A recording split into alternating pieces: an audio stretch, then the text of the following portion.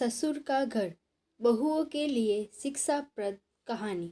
मोहन और सीमा की नई नई शादी हुई थी।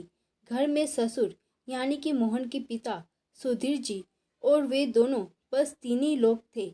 इस घर को मोहन के माँ बाप ने जीवन भर पाई पाई जुटाकर बड़ी मेहनत और अरमानों से बनाया था।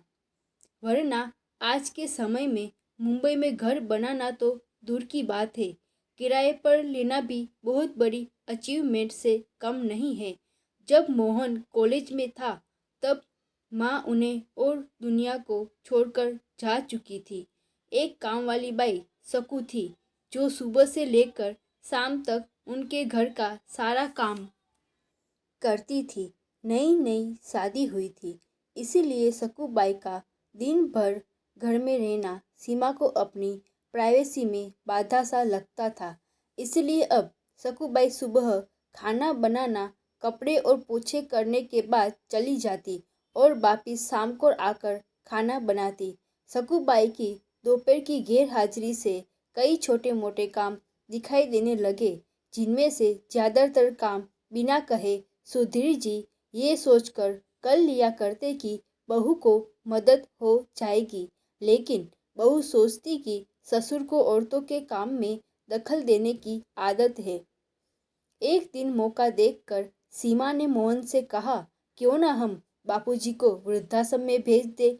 सिर्फ एक बार पैसा भरना पड़ेगा और उन्हें भी अपने उम्र के लोगों का साथ मिल जाएगा।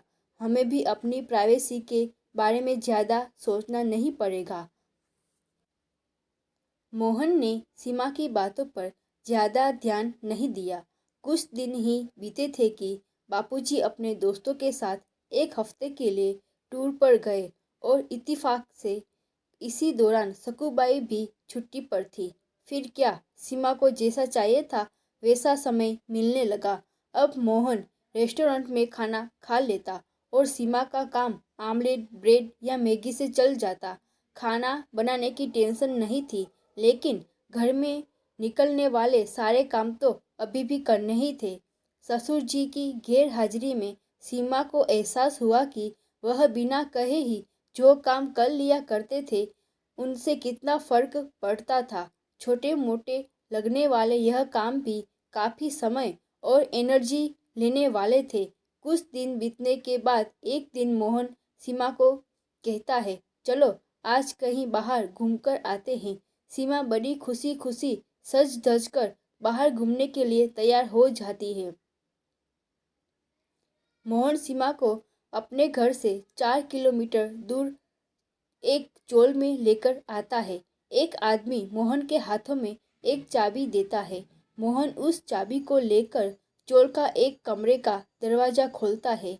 कमरा खुलते ही 2 रूम वाले उस छोटे से अंधेरे से भरे घर के अंदर मोहन सीमा को लेकर जाता है और कहता है कि कैसा लगा तुम्हें हमारा नया घर। मोहन कहता है, हम अगले महीने इसी मकान को भाड़े से लेकर रहेंगे, अलग और अपनी प्राइवेसी का मज़ा लेंगे।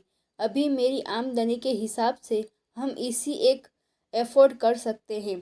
मोहन का यह व्यवहार सीमा के समझ में नहीं आया। वह चौंकते हुए कहती है, हमारे पास अपना इतना बड़ा घर तो है, फिर क्यों हम भाड़े से रहेंगे। मोहन उसे टोकते हुए कहता है, सोच समझकर बोला करो। वह घर हमारा नहीं है, वह माँ बाबूजी का है। तुम्हारे पास 1 महीना है सोचने के लिए कि तुम्हें आगे क्या करना है।